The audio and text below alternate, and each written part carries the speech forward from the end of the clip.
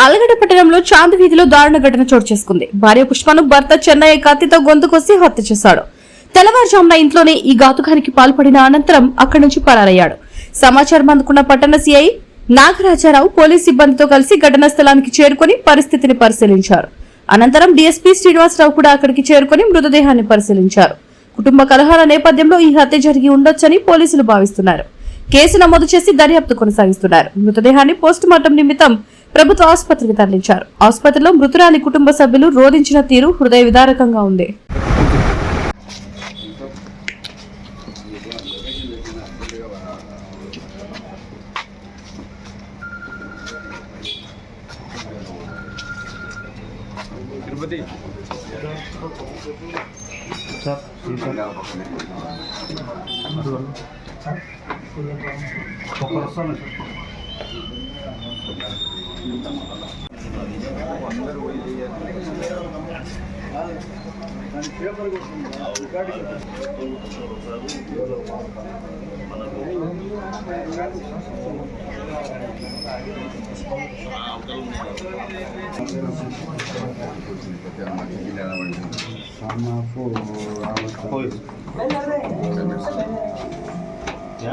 Voice కూడా తీసుకున్నాం.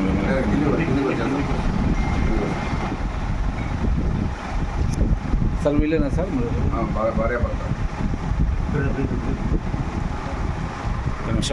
ఆళ్లగడ్డ పట్టణం చాంద్ వీధి గ్రామంలో ఒక భర్త భార్యని అనుమానం మీద చంపినట్లుగా ప్రాథమిక సమాచారం.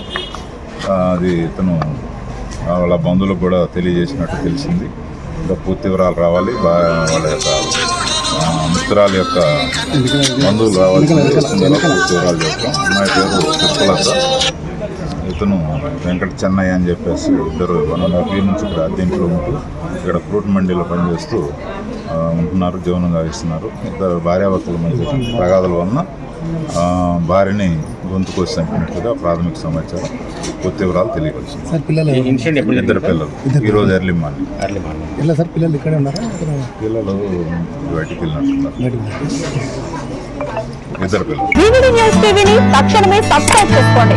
నోటిఫికేషన్ కోసం మరిన్ని అప్డేట్స్ కోసం ప్రతి ఒక్క కుటుంబానికి ఉచిత ప్రకటనలు వచ్చే విధంగా మీకోసం మీ ముందుకు వివిడి న్యూస్ టీవీని ఏపీ 5 నందు 99వ ఛానల్ మరియు యూట్యూబ్ నందు వీక్షించెదరు.